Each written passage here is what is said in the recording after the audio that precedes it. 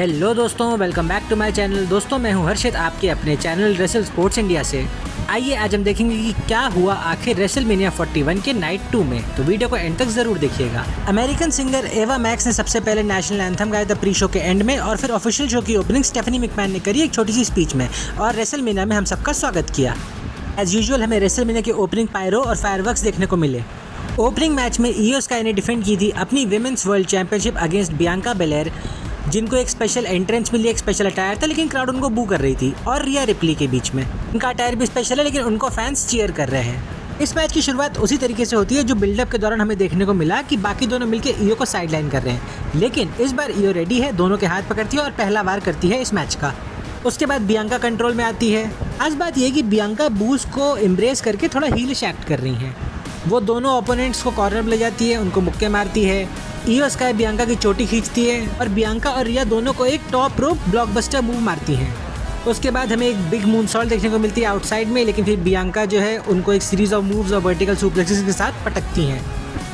इसके बाद action ring के बाहर जाता है। बियांका इयो के एक आउटसाइड डाइव को कैच करती हैं, फिर वो और रिया दोनों मिलके इयो स्काई को बैरिकेड में पटकती हैं। रिंग में वापस आए, रिया इयो को बियांका के ऊपर फेंकती हैं यूजिंग अ रेजर्स एज। के बाद वो अपना सबमिशन प्रेजेंट टैप लगाती हैं इयो पे। बियांका यहाँ पे केओडी ट्राई करती है रिया पे। के बाद एक्शन टॉप रोप पे जाता है। बियांका दोनों ही ओपोनेंट्स को साइमल्टेनियसली टॉप रोप सुप्लेक्स देती हैं। उसके बाद इयो कंट्रोल में आती है दोबारा स्प्रिंग बोर्ड ड्रॉप किक से। वो फायर्ड अप है और क्राउड को यहाँ पे बहुत ही अच्छा लग रहा है। अभी अचानक बियांका कुछ स्पीयर या पाउंस टाइप का मूव मारती है अचानक से। उसके बाद वो ऊपर चढ़ती है और 450 स्प्लैश मारती हैं। रिया तुरंत ही बियांका को रिप्टाइड मारती है एक नियर फॉल के लिए। अब हम लोगों को वही back to back finishing moves देखने को मिलते हैं। माइकल कोल की कमेंट्री यहाँ पे थोड़ी सी फीकी है। वो फिनिशिंग मूव से भी ऐसे रिएक्ट करे जैसे मान लीजिए कि साइड वॉक टाइप का कोई मामूली सा मूव मारा गया हो। यो एक रिप्टाइड अटेम्प्ट को डीडीटी में कन्वर्ट करती हैं। इन्हें यहाँ पे बहुत ही अच्छा सेल किया इस मूव को। के बाद वो इयो को एक किक मारती हैं। मिडिल रोप पे चढ़ के एक टॉप रोप रिप्टाइड की कोशिश फिर से करती हैं, लेकिन उसको बहुत ही शानदार तरीके से इयो मिड एयर में ही काउंटर कर लेती हैं। रिया इयो के मूनसॉल्ट अटेम्प्ट को एक किक से काउंटर करती हैं। इयो रिबाउंड होकर सीधा केओडी खा लेती है बियांका बेलेयर से। ये बहुत ही कूल स्पॉट था दोस्तों।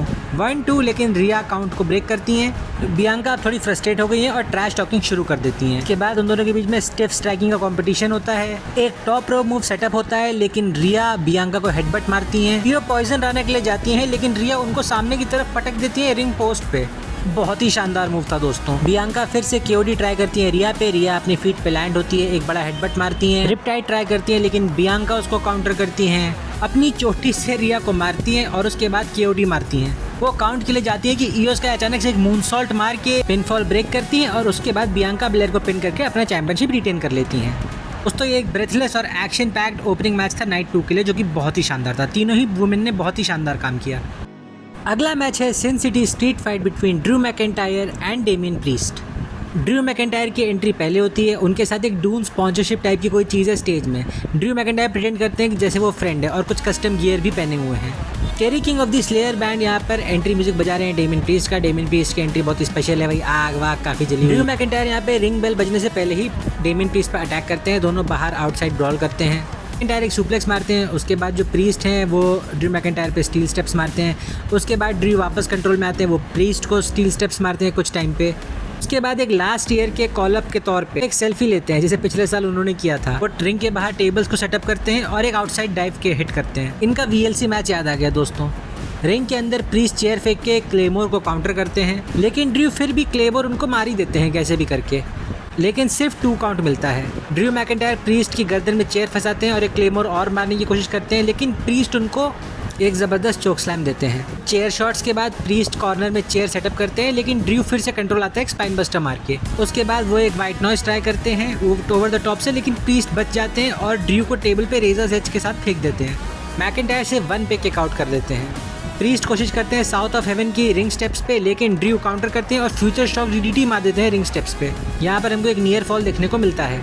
अब मैच थोड़ा धीमा हो गया है। दोनों ही सुपरस्टार्स पंचेज और चॉप्स वगैरह एक्सचेंज करते हैं। ड्रू हेडबट मारते हैं। प्रीस्ट एक ज़बरदस्त लेरेट मारते हैं। उसके बाद वो ओल्ड स्कूल का ट्राई करते हैं, लेकिन ड्रू उनको शव कर देते हैं दोनों टेबल्स पे जो उन्होंने पहले लगाई थी मैच की शुरुआत में। ये काफ़ी अच्छा मूवमेंट था दोस्तों। प्रीस्ट अब काफ़ी स्ट्रगल कर रहे हैं। ड्रू उनको रिंग मिलाते हैं, कॉर्नर पे लगी चेयर पे फंसा के एक ज़बरदस्त क्लेमोर उनको मारते हैं चेयरों के बीच में, और इसी के साथ 1, 2 और 3 ड्रू मैकिंटायर इस मैच को जीत जाते हैं। मैच के बाद रेफरी प्रीस्ट को चेक करते हैं कि कहीं वो ज़्यादा चोटिल तो नहीं है, लेकिन ड्रू मैकिंटायर रेफरी को पकड़ के पहले अपना हाथ रेस करवाते हैं विक्ट्री में। काफ़ी खुश होकर रिंग से चले जाते हैं और डेमियन प्रीस्ट रिंग में पड़े पड़े इस मैच की बीटिंग को सेल करते हैं। 2 एक्सीलेंट मैचेस इन अ रो दोस्तों, बहुत ही शानदार शुरुआत हुई है। क्या तीसरा मैच भी बढ़िया होगा? आइए देखते हैं कि अगला मैच है फेटल 4-वे match for the Intercontinental Championship, जिसमें ब्रॉन ब्रेकर डिफेंड करें against Dominik Mysterio, Finn Balor और पेंटा।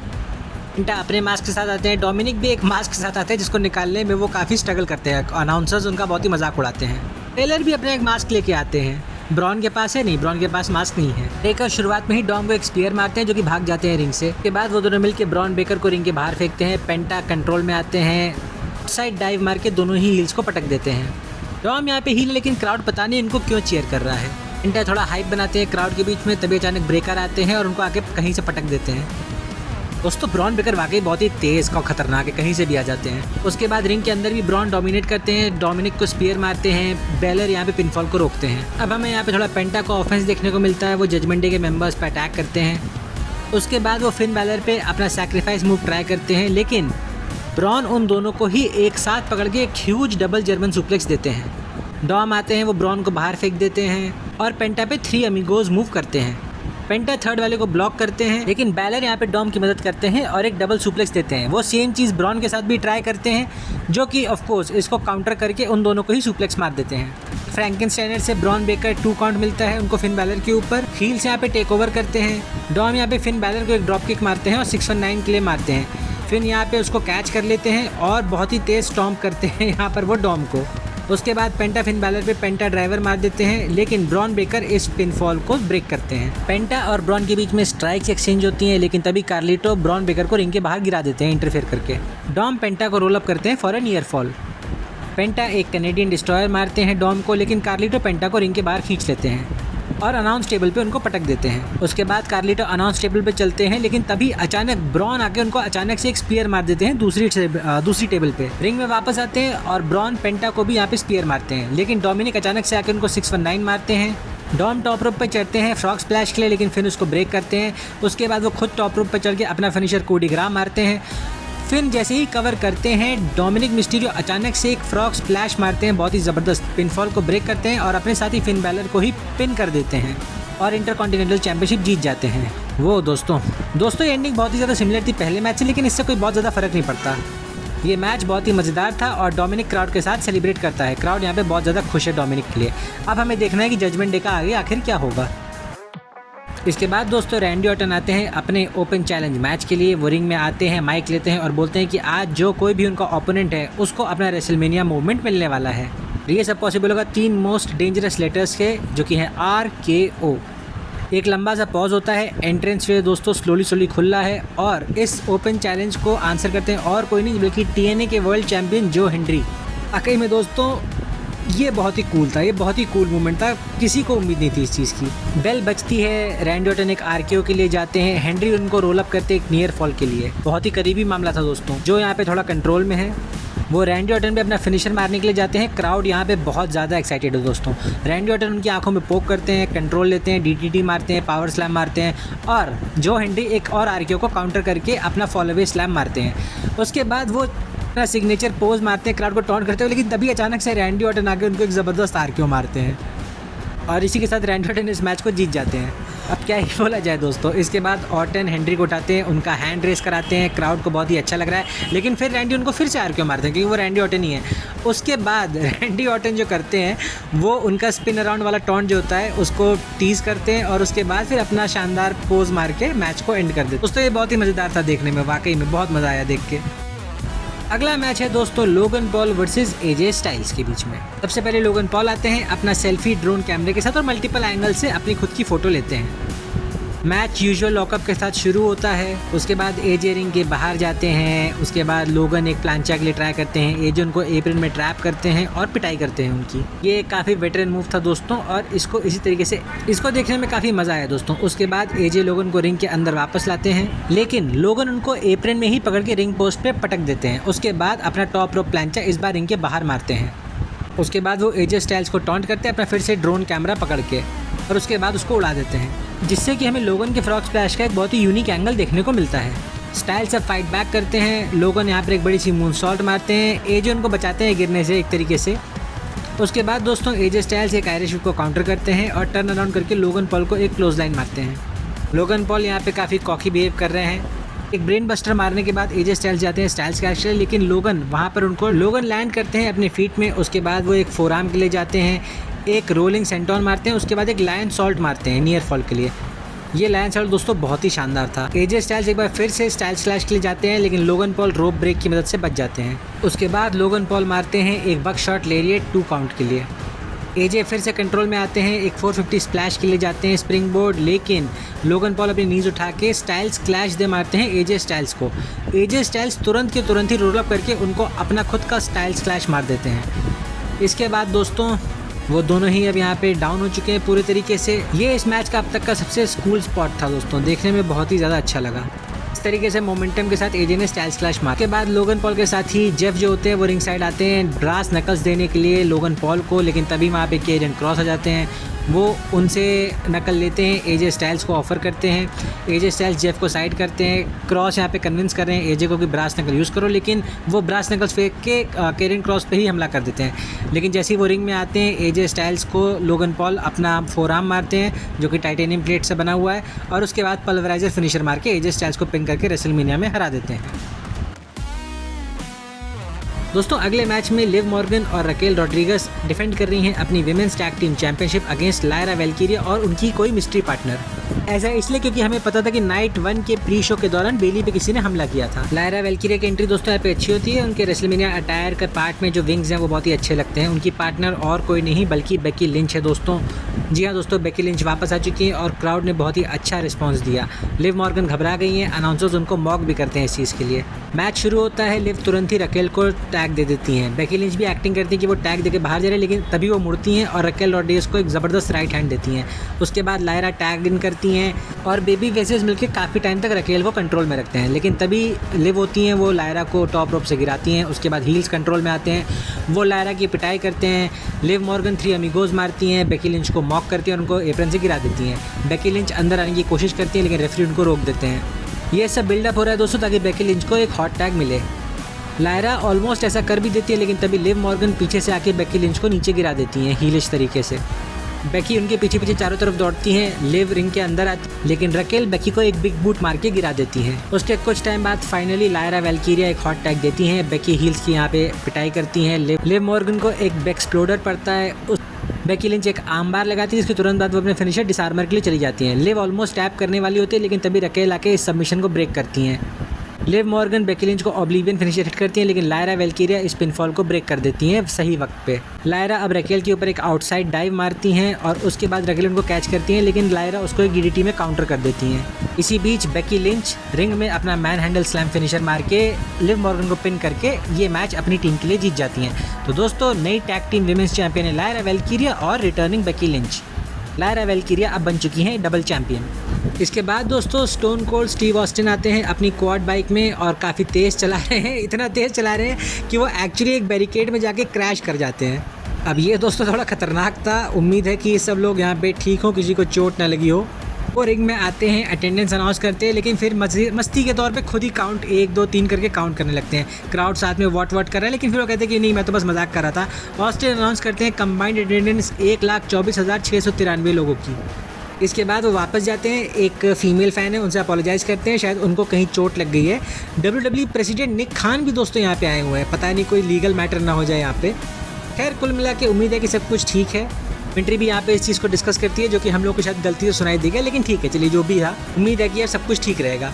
उसके बाद स्टोन कोल्ड बेचारे पैदल ही वापस चले जाते हैं रैंप पे वॉक करके, और अब वक्त आ चुका है मेन इवेंट का। ऑब्वियसली दोस्तों मेन इवेंट है Cody Rhodes versus John Cena for the undisputed WWE championship. John Cena black T shirt में आते हैं, उनका हैट भी पूरा ब्लैक है, उनका टाइटेंट्रॉन भी पूरा ब्लैक है। बहुत ही डार्क टाइप की उनकी एंट्रेंस थी जो कि इफेक्टिव थी उनके हील नेचर को दिखाने के लिए। कोडी रोड्स अपनी स्पेशल एंट्री करते हैं, उनका जो है बाइकर्स हैं, साथ साथ एक स्पेशल एंट्रेंस मास्क है जो कि अपने आप ही खुल जाता है, जो कि दिखने में काफ़ी अच्छा लगा था। ये काफ़ी बढ़िया चीज़ थी दोस्तों। कोडी की फैमिली दोस्तों यहाँ पे रिंग साइड है, वो अपनी फैमिली को हाय हेलो बोलते हैं। उनकी डॉटर है, उनकी बहन है, उनकी वाइफ ब्रांडी है। हमें रिंग अनाउंसमेंट्स देखने को मिलती है और मैच शुरू होता है।